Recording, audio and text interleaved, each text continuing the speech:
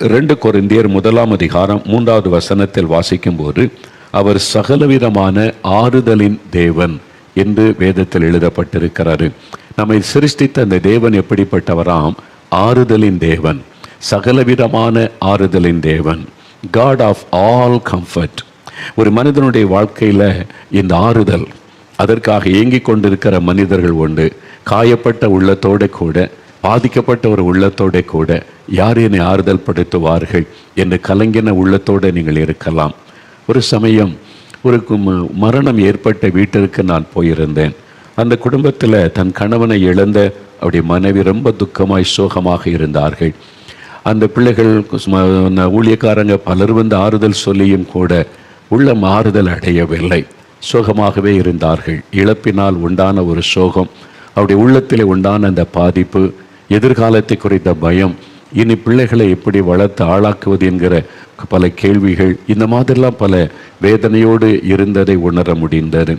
அப்போ நம் மனிதனுடைய வார்த்தைகளை அவங்களை ஆறுதல் படுத்த முடியாது, தேவன்தான் ஆறுதல் படுத்த வேண்டும் என்று ஜெபிக்கலாம் என்று சொல்லி வேதத்திலிருந்து சில வசனங்களை வாசித்து விட்டு ஜெபித்த போது, ஆண்டவரே, இந்த மனுஷனுடைய வார்த்தை அவங்களை ஆறுதல் படுத்த முடியாது, நான் என்னதான் பேசினாலும் அவனுடைய உள்ளம் ஆறுதல் அடையாது, நீங்கள் தான் ஆறுதலின் தேவன், உங்களுடைய பிரசன்னம், உம்முடைய வல்லமை, உம்முடைய தொடுதல் தான் அவளை ஆறுதல் படுத்த முடியும், அந்த ஆறுதல் அவருடைய உள்ளத்தை நிரப்ப வேண்டும் என்று பாரத்தோடு அவளுக்காக ஜெபித்த நேரம் தேவனுடைய பிரசன்னம் அந்த இடத்திற்குள் இறங்கினார். தேவனுடைய தொடுதல் அந்த மகள் மேலே வந்தது. அப்பாவுடைய இருதயத்தில் அந்த துக்கம், அந்த உள்ளத்துக்குள்ள இருந்த அந்த காயம் நீங்கி பல கேள்விகள், பல எண்ணங்கள், அவருடைய உள்ளத்தில் இருந்த பல காயங்கள், அதெல்லாம் மாறி ஒரே ஒரு தொடுதல், அவ்வளோதான், ஒரு பெரிய ஆறுதல், ஒரு சந்தோஷம். அந்த பாரம் முற்றிலும் விலகி போனது. அதை அவருடைய முகத்திலே பார்க்க முடிந்தது. சந்தோஷமாக அந்த குடும்பத்தார் அதை சொன்னார்கள். எனக்கு அன்பானவர்களே, தேவனுடைய பிரசன்னம், அவர் ஆறுதலின் தேவன். ஏசாயா 61:2 வேதத்தில் சொல்லப்படுகிறது, துயரப்பட்ட அனைவருக்கும் அவர் ஆறுதல் செய்கிற தேவன். ஏதோ ஒரு துயரம், ஏதோ ஒரு பாதிப்பு, ஏதோ ஒரு காரியம் உங்களுக்குள்ள ஒரு துயரத்தை கொடுக்கிறது அல்லவா? துயரப்பட்ட அனைவருக்கும் அவர் ஆறுதல் செய்கிற தேவன் என்று வேதம் சொல்லுகிறது. 2 கொரிந்தியர் 7:6 வாசிக்கும் பொழுது, சிறுமைப்பட்டவர்களுக்கு அவர் ஆறுதல் செய்கிற தேவன். உங்கள் வாழ்க்கையில் சிறுமைப்பட்டு போயிருக்கலாம். நல்லா வாழ்ந்திருந்தோம், இப்போ சிறுமை அனுபவிக்கிறோம். நல்ல வசதியாக இருந்தோம், இப்போ எல்லாவற்றையும் இழந்து விட்டோம். ஒரு சிறுமை அனுபவிக்கிற சூழ்நிலை, சிறுமைப்பட்டவர்களுக்கு அவர் ஆறுதல் செய்கிற தேவன் என்று வேதம் சொல்லுகிறது. உங்கள் வாழ்க்கையில் நீங்கள் சிறுமை அனுபவித்து கொண்டிருக்கலாம். மற்றவர்கள் உங்களை பரிகாசம் பண்ணி கேவலமாய் பேசி உங்களை ஏளனம் பண்ணக்கூடிய சிறுமைப்பட்ட நிலைமையில் இருக்கலாம். நீங்கள் வியாதிப்பட்டதின் நிமித்தம், நஷ்டப்பட்டதின் நிமித்தம், குழந்தை இல்லாததின் நிமித்தம், ஏதோ ஒரு காரியத்தில் ஒரு பாதிப்பை சந்தித்ததின் நிமித்தம் நீங்கள் மற்றவர்களால் பரிகாசம் பண்ணக்கூடிய சூழ்நிலையில் ஒரு சிறுமைப்பட்ட நிலைமையில் கலங்கலாம். ஆண்டவர் உங்களுக்கு ஆறுதல் படுத்த ஒரு அற்புதம் செய்யத்தான் உங்களோடு இன்றைக்கு பேசி கொண்டிருக்கிறார். அவர் எப்படி ஆறுதல் செய்கிறார்?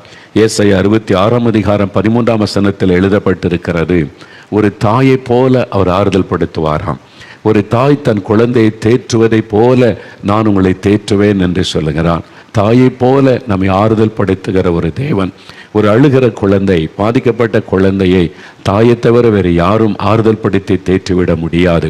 எத்தனை பேர் அவங்க தூக்கினாலும், எத்தனை பேர் பல வார்த்தைகளை சொன்னாலும், அந்த தாயினுடைய அரவணைப்புக்குள் அந்த குழந்தை வரும் பொழுது அந்த குழந்தை ஆறுதல் அடைகிறது.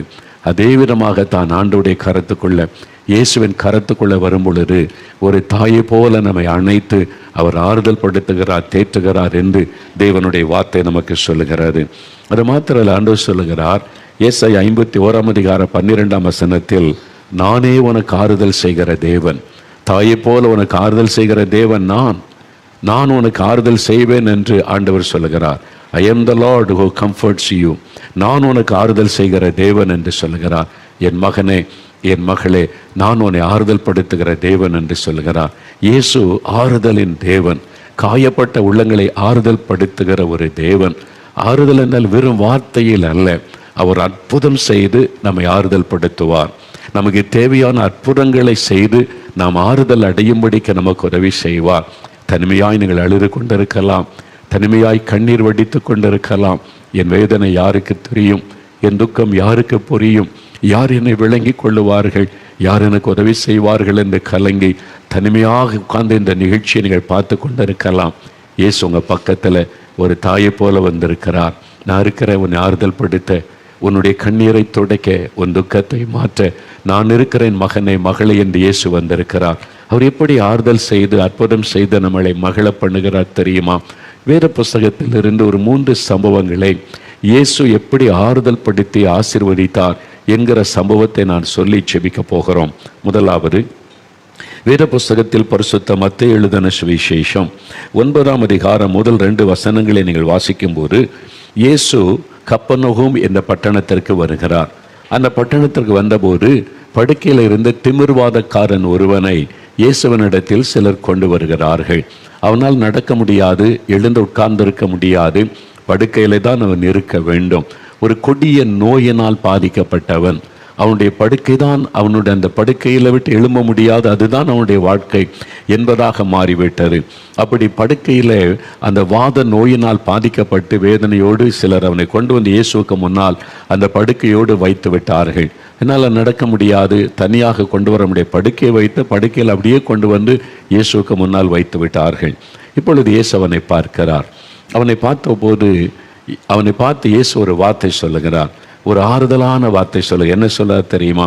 இயேசு அவனை நோக்கி, மகனை திடன்கொள், உன் பாவங்கள் உனக்கு மன்னிக்கப்பட்டது என்று ஆண்டவர் சொல்லுகிறார். மகனை திடன்கொள், உன் பாவங்கள் உனக்கு மன்னிக்கப்பட்டது என்று ஆண்டவர் சொல்லுகிறார். அந்த நேரத்தில் அவனுக்கு தேவையான ஒரு ஆறுதலான வார்த்தை. ஏன் தெரியுமா ஆண்டவர் அப்படி சொன்னார்? அவனுடைய வியாதியில வேதனைப்பட்டு கொண்டிருந்த அவன் சரீரத்திலே வியாதினால் உண்டான வேதனையை விட அவனுடைய ஆத்மாவில் ஒரு பெரிய வேதனை இருந்தது. பாவத்தினால் உண்டான ஒரு வேதனை, பாவத்தினால் உண்டான ஒரு பாதிப்பு. அவனுடைய இருதயத்தில் நிம்மதி இல்லை, சமாதானம் இல்லை, ஒரு பயம். இயேசுவனிடத்தில் அவனை கொண்டு போகிற போது, நாங்கள் கடவுளிடத்தில் உன்னை கொண்டு போகிறோம், அவரை கடவுள்னு மக்கள் சொல்றாங்க, பெரிய தீர்க்கதரிசின்னு சொல்றாங்க, அவர் பெரிய அற்புதங்களை செய்கிறவர், அவரிடத்தில் உன்னை கொண்டு போகிறோன்னு சொன்ன உடனே தனக்கு சுகம் கிடைக்கும் என்கிற சந்தோஷத்தை விட அவனுக்குள்ளே ஒரு பயம் இருந்தது. நான் பாவத்து நிமித்தம் இந்த வியாதிக்குள்ளானேன், என் பாவம் அவருக்கு தெரியுமே, என் அக்கிரமம் அவருக்கு தெரியுமே, நான் பாவ வழிகளில் நடந்து துன்மார்க்கமாய் நடந்தது அவருக்கு தெரிந்திருவிடுமே, அவர் என்ன சொல்லுவாரோ, இவன் பாவியான மனிதன், இவனை நான் குணமாக்க முடியாது, இவன் அக்கிரமம் செய்து வாழ்ந்தவன், இவனையே நான் குணமாக்க வேண்டும், கொண்டு போங்கள் என்று சொல்லிவிடுவாரோ, அந்த மாதிரி ஒரு பயம் அவனுக்குள்ள. அதனால தான் பாருங்க, இயேசு அவனை பார்த்த உடனே சொல்லுகிறார், மகனே என்று அழைக்கிறார். Son, be of good cheer, மகனே நீ பயப்படாதே. அவனுக்குள்ள அந்த பயம் இருந்தது. இயேசுவை பார்த்த உடனே இவர் என்ன சொல்லுவாரோ என்கிற பயம். ஆனா ஆண்டவர் சொல்லுகிறார், நீ பயப்படாதே, யூ ஆர் மை சன், நீ என்னுடைய மகன், நீ பயப்படாதே சொல்லிட்டு எதை குறித்து அவன் பயப்படுகிறானோ அந்த ஆண்டவர் அவனுக்கு செய்து கொடுக்கிறார். உன் பாவங்கள் உனக்கு மன்னிக்கப்பட்டது. அவன் வியாதிக்கு காரணமே அந்த பாவம் தான். பாவம் மன்னிக்கப்படாதபடி அவன் வியாதி சுகமாகாது. அதனால பாருங்க, அவன் ஆண்டவர் முதல்ல பாவத்தை மன்னிக்கிறார். இப்போ ஒரு சகோதரி சாட்சி சொன்னார்ல, குடிப்பழக்கம், 17 வருஷம் குடித்து அவருடைய ஜீரண உறுப்பை பாதிக்கப்பட்டு விட்டார். டாக்டர்ஸ் இது மேலே குடித்தா உறுப்பெல்லாம் பாதிக்கப்பட்டு செத்து போயிடுவேன் என்பதாக. அப்போ அதுக்கு சுகமே ஆகாத நோய், பாவத்தை விட்டு மனம் திரும்பின உடனே வியாதியும் போய்விட்டது. அது பாவத்தினால் வந்த வியாதி. ஒருவேளை இன்றைக்கு உங்கள் வாழ்க்கையில் ஏதோ ஒரு பாவம் உங்களை பாதித்து கொண்டு இருக்கலாம். மதுபான பழக்கம், புகைப்பிடிக்கிற பழக்கம், போதைப் பொருட்களை பயன்படுத்துகிற பழக்கம், ஏதோ ஒரு பாவம் உங்களை அடிமையாக்கி வைத்து பாவம்னு தெரிந்து விட முடியவில்லை. பாவத்தினால் உண்டாகிற பாதிப்பு மனதில் வருது, சமாதானம் இல்லை, நிம்மதி இல்லை. உங்களுக்கு மாத்திரம் இல்லை, உங்கள் நிமித்தம் உங்களுடைய குடும்பத்தில் மனைவி பிள்ளைகள் எல்லாரும் பாதிக்கப்படுறாங்க. உங்களுக்கு நல்லா தெரியுது.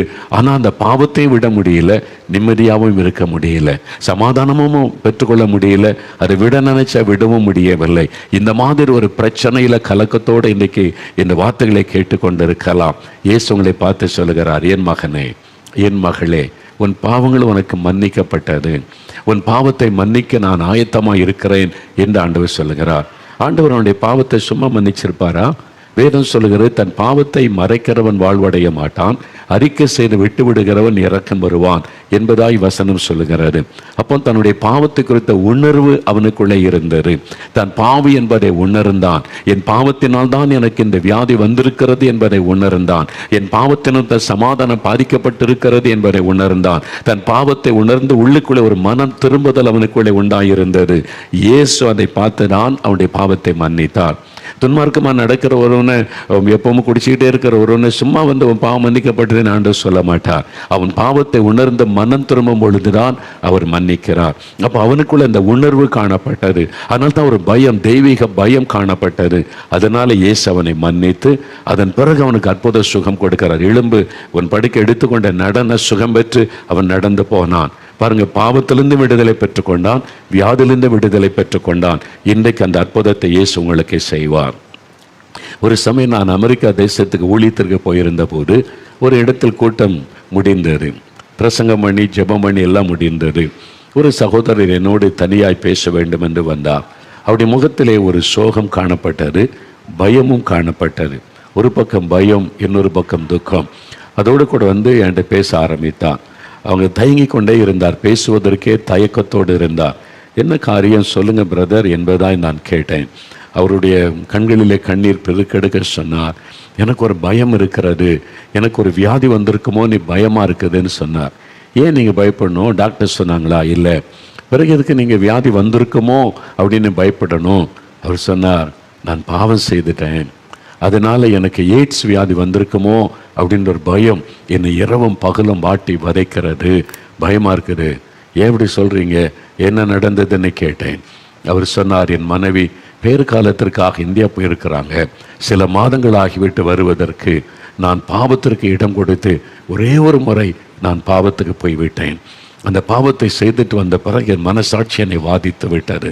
எனக்குள்ளே நிம்மதி இல்லை, சமாதானம் இல்லை, ஒரு பயம். உனக்கு ஒரு வியாதி வந்து விட்டது, எய்ட்ஸ் வியாதி வந்திருக்கணுன்ற பயம் உள்ளத்தில். பார்த்தீங்களா, பாவம் ஒரு மனிதனுடைய பயத்தை கொண்டு வருகிறது. அதனால் அவருக்குள்ள கலக்கம், நிம்மதியாக இருக்க முடியல.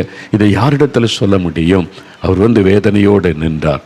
நான் அவரை பார்த்து சொன்னேன், சரி பாவம் செய்துட்டோன்னு நீங்கள் சொல்கிறீங்களே, ஆண்டவர்கிட்ட சொன்னீங்களா? இதை ஆண்டவரிடத்தில் போய் இந்த காரியத்தை சொன்னீங்களா? நான் ஆண்டவர்கிட்ட மன்னிப்பு கேட்டுட்டேன், நான் தப்பு பண்ணிட்டேன், பாவம் செய்துட்டேன், ஆண்டவரே என்னை மன்னிச்சிருங்க, இனி இந்த பாவத்தை செய்ய மாட்டேன்னு ஆண்டவர்கிட்ட நான் ஒப்பு கொடுத்து அறிக்கையிட்டு நான் ஜெபிச்சிட்டேன் அப்படின்னு சொன்னாங்க. அப்போ ஆண்டவர் மன்னித்துட்டார். பிறகு எதுக்கு நீங்கள் பயப்படணும்? ஆண்டவர் பாருங்கள், ஒரு மனிதன் தன் பாவத்தை உணர்ந்து இயேசுகிட்ட வந்தபோது, மகனை திடன்கொள், நீ பயப்படாத, உன் பாவம் மன்னிக்கப்பட்டதுன்னு ஆண்டவர் சொல்லிட்டார்.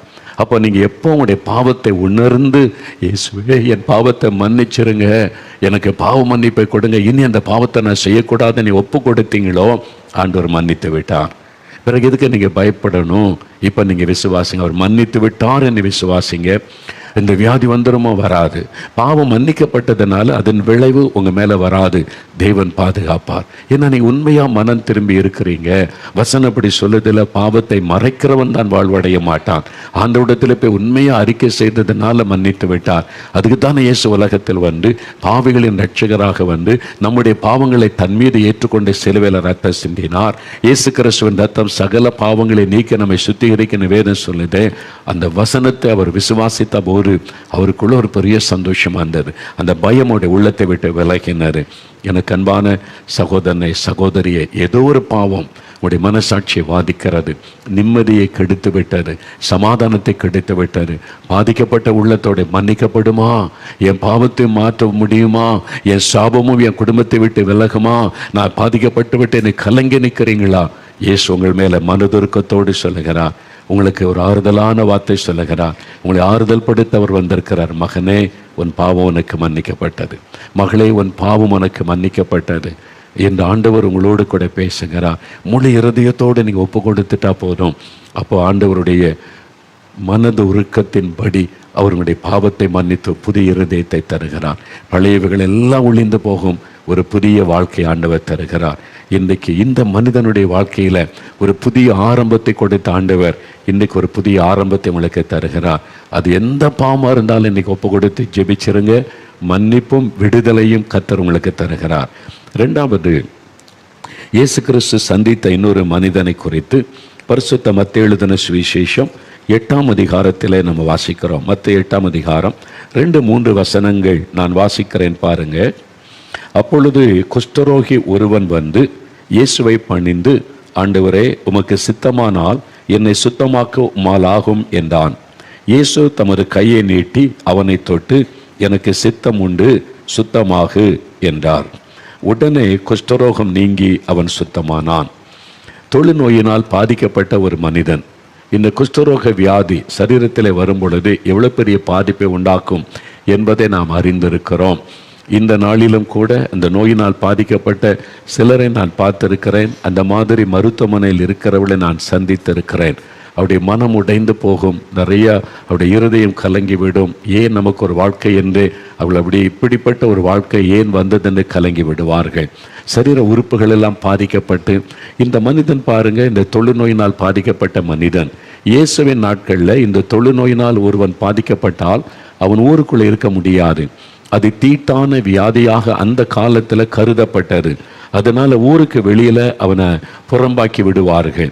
வேறு ஊருக்கு வெளியில காடுகளில் மலை குகைகளில் தான் இந்த வியாதிப்பட்டவங்க எல்லாம் ஒன்றாக இருப்பாங்க. அவங்களுக்கான ஆகாரங்கள் அந்தந்த வேளையில் கொண்டு போய் தூரத்தில் வைக்கப்படும். அதை எடுத்து சாப்பிட்டு கொண்டு அங்கே இருக்கணும், ஊருக்குள்ளே வரக்கூடாது. அதனால வந்தால் கற்களை எடுத்து எரிந்து அவங்களை கொண்டு போடுவாங்க, விரட்டி போடுவாங்க.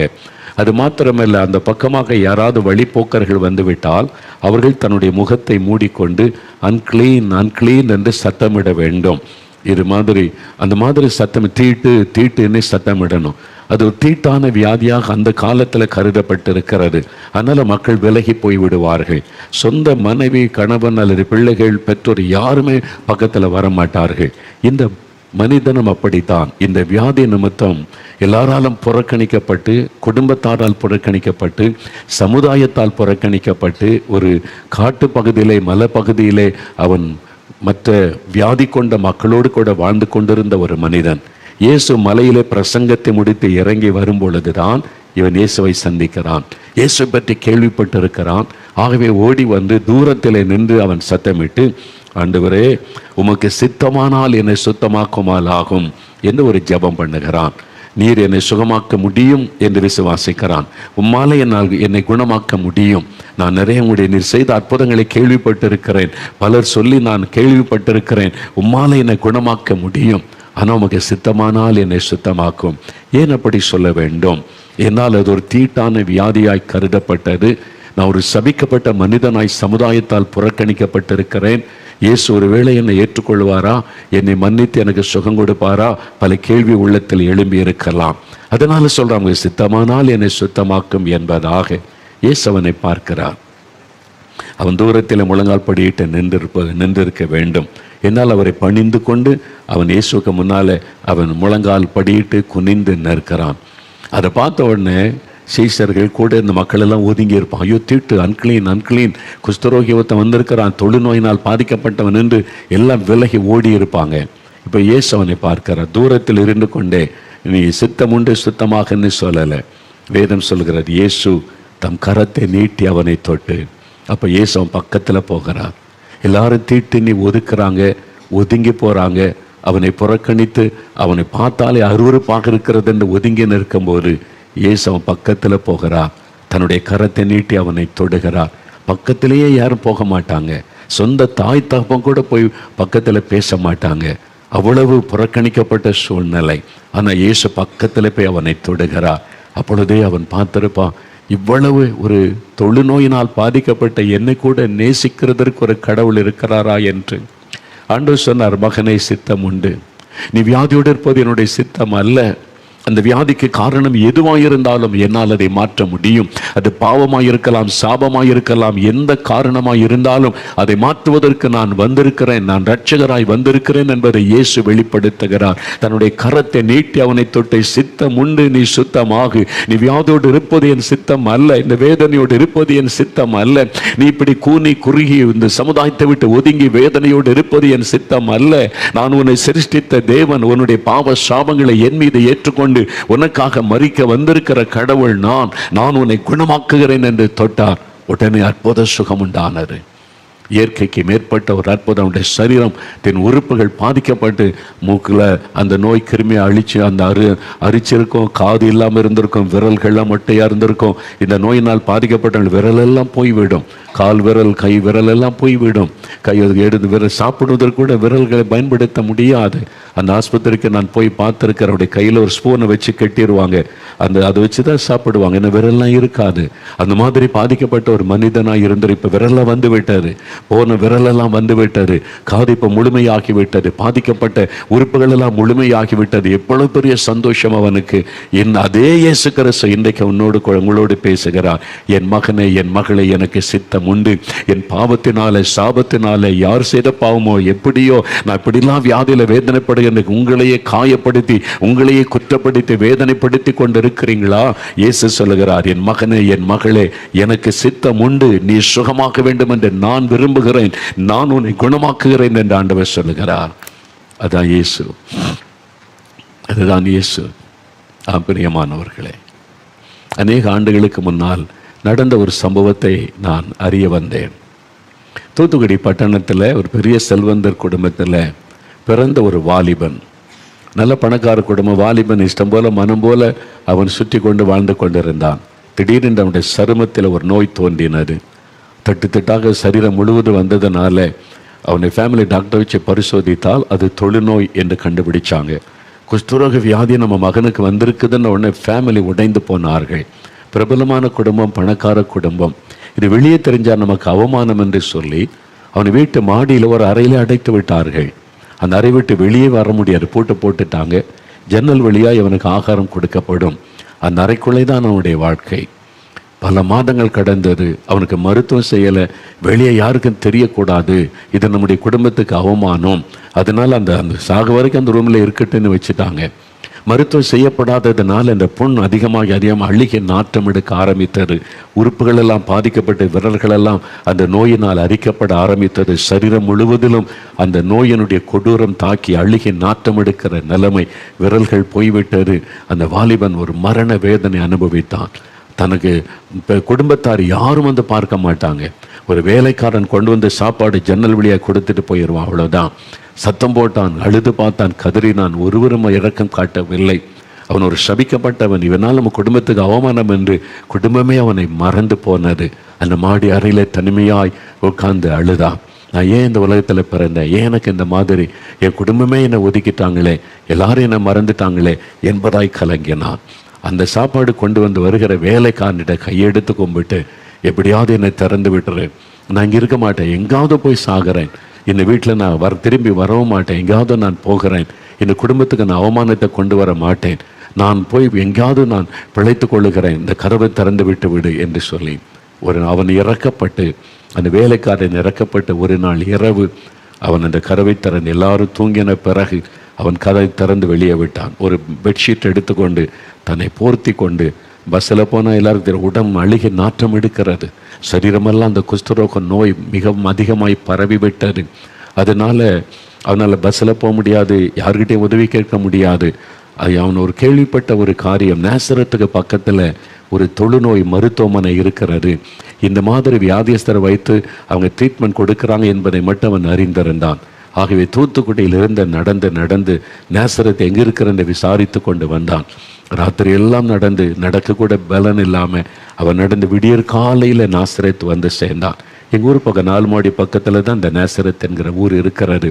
அங்கே வந்து விடியற் காலை நேரம் ஒரு சகோதரி வந்து வீட்டுக்கு முன்னாலே பெருக்கி சுத்தம் பண்ணி கொண்டிருந்தான். அதிகாலை நேரம், விடியற் காலை நேரம், அந்த இருட்டோடு அவங்க சுத்தம் பண்ணி கொண்டு நான் வீட்டுக்கு முன்னாலே பெருக்கி கொண்டிருந்தார்கள். அவன் வந்து விசாரித்தான், இங்கே தொழுநோய் மருத்துவமனை எங்கே இருக்கிறது, இந்த குஷ்டரோகத்தினால் பாதிக்கப்பட்ட மக்களுக்கு சுகம் கொடுக்கிற ஆஸ்பத்திரி எங்கே இருக்கிறது என்று. அவங்களுக்கு தெரியல. அவங்க சொன்னாங்க, நாசரத்தை தாண்டி அங்கே பேய் குளம் என்று ஒரு இடம் இருக்குது, அங்கே தான் அந்த ஆஸ்பத்திரி இருக்கிறாரு.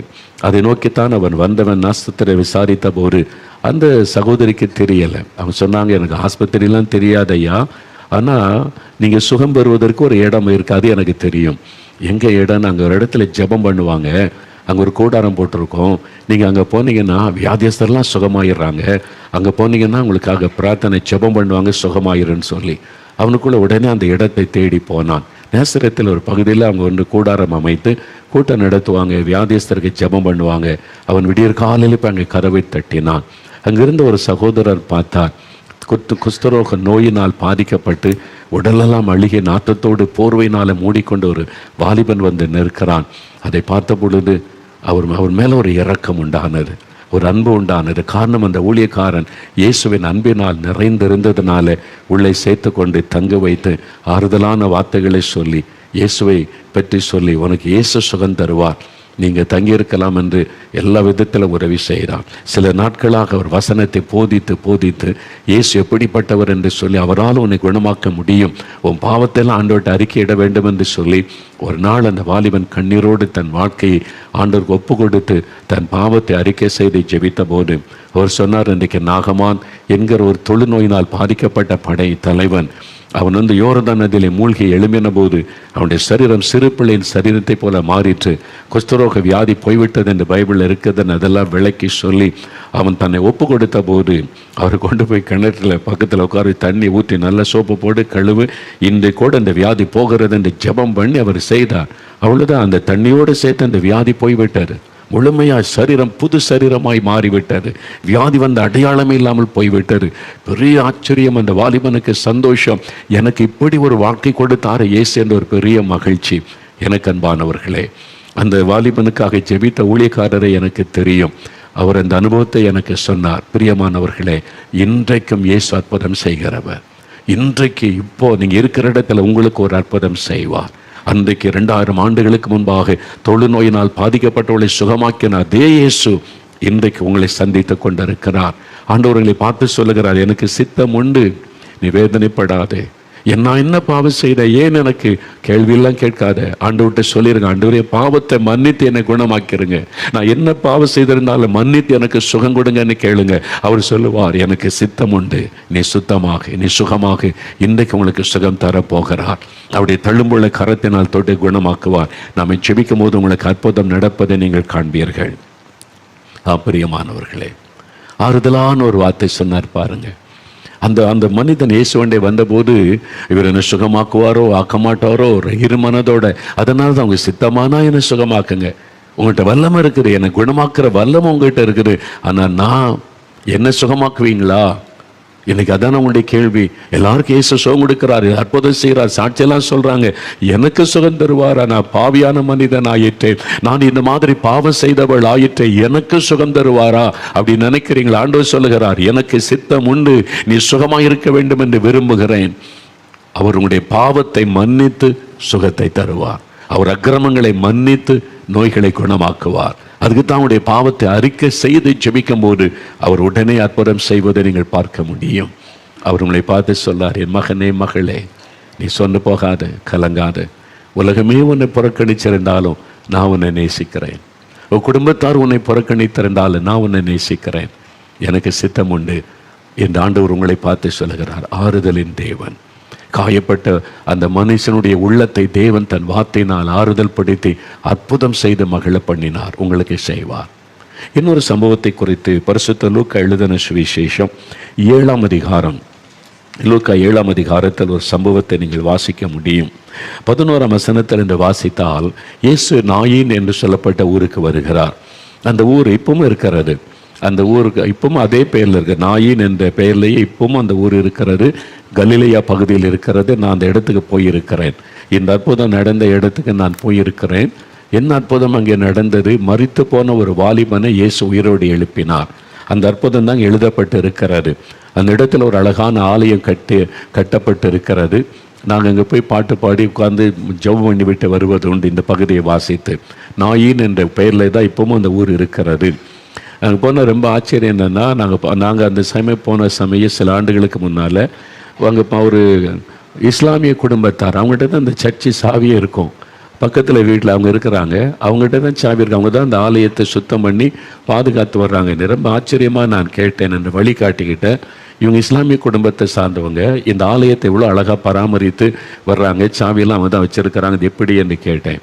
அப்போ அவர் சொன்னார், அந்த இஸ்லாமியர்களுடைய அந்த வேத புஸ்தகமாகிய குரானில் கூட இந்த அற்புதம் எழுதப்பட்டு இருக்கிறாரு. இயேசு கிறிஸ்து செய்த இந்த அற்புதம் குரான்லையும் எழுதப்பட்டு இருக்கிறாரு.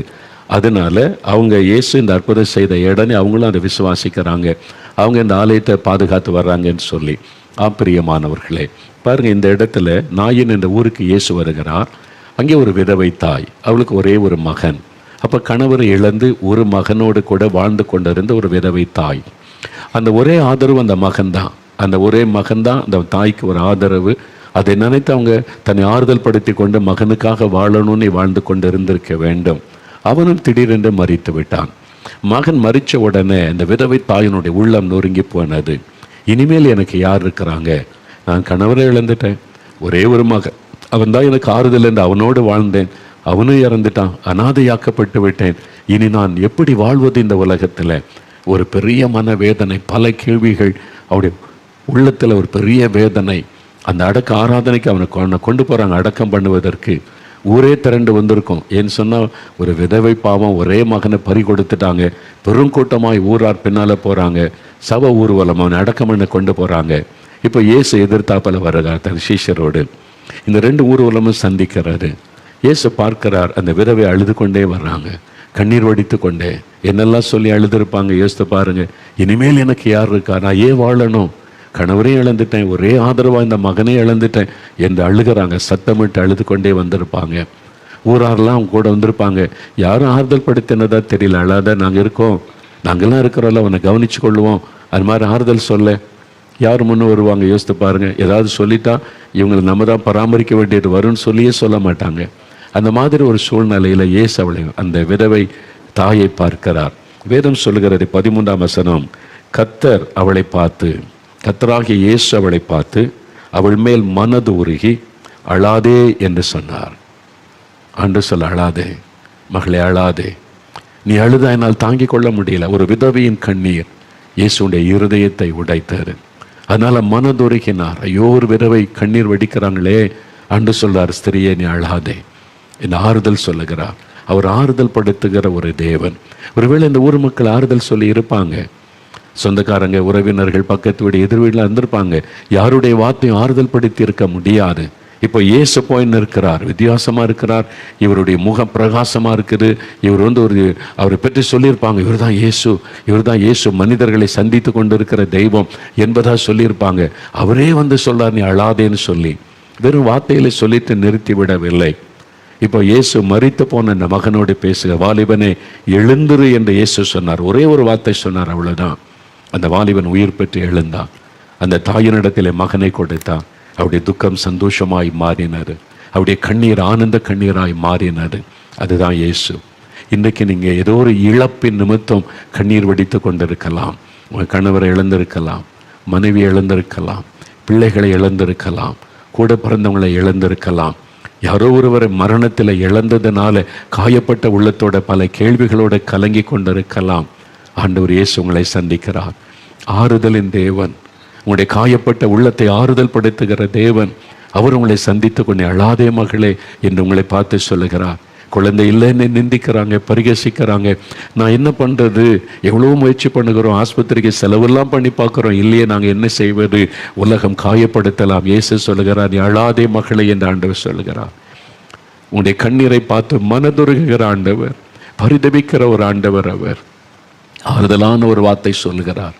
எனக்கு அன்பானவர்களே, வெறும் வார்த்தையிலோடு நின்று விடவில்லை. அவருடைய கண்ணீரை துடைக்க இயேசு ஒரு அற்புதம் செய்தார். நீங்கள் என்ன செய்தால் உங்களுடைய கண்ணீர் மாறும் என்று இயேசுவுக்கு தெரியும்.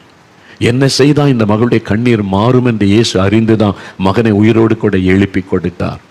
அதே மாதிரி யோவான் 11ஆம் அதிகாரத்தில் மாத்தாளும் மரியாளும் அழுகிறாங்க. ஒரே சகோதரன், அவங்களுக்கு தாய் தகப்பன் இருந்ததாக பார்க்கல. தாய் தகப்பனை இழந்து ஒரே ஒரு சகோதரன் தான் அந்த சகோதரிமார்களுக்கு ஆதரவு. அவன் இறந்து விட்டான், அடக்கமணி ஆகிவிட்டது. அழுகிறாங்க, கண்ணீர் வடிக்கிறாங்க, இன்னும் யார் இருக்கிறார்கள் என்று.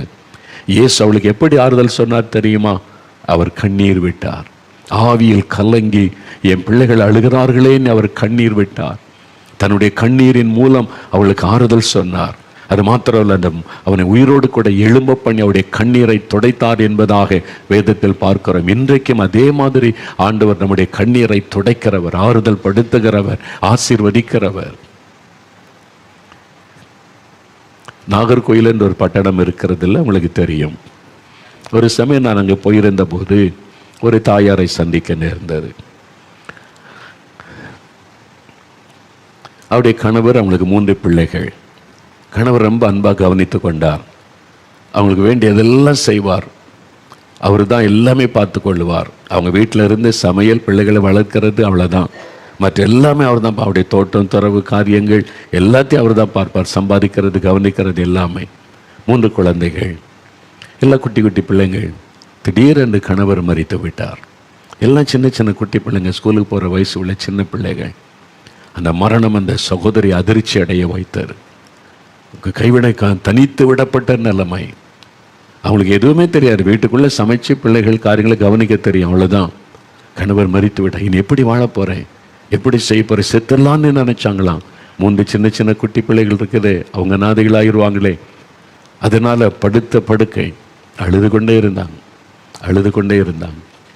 சின்ன வயசில் கணவரை இழந்துட்டாங்களேன்னு சொல்லி சில சொந்தக்காரங்க பல நாட்கள் கூட இருந்தாங்க, சில மாதங்கள் கூட இருந்து ஆறுதலாக சொல்லி பார்த்தாங்க. பிள்ளைகள்லாம் அவங்களே சமைச்சு கவனித்து கொண்டாங்க.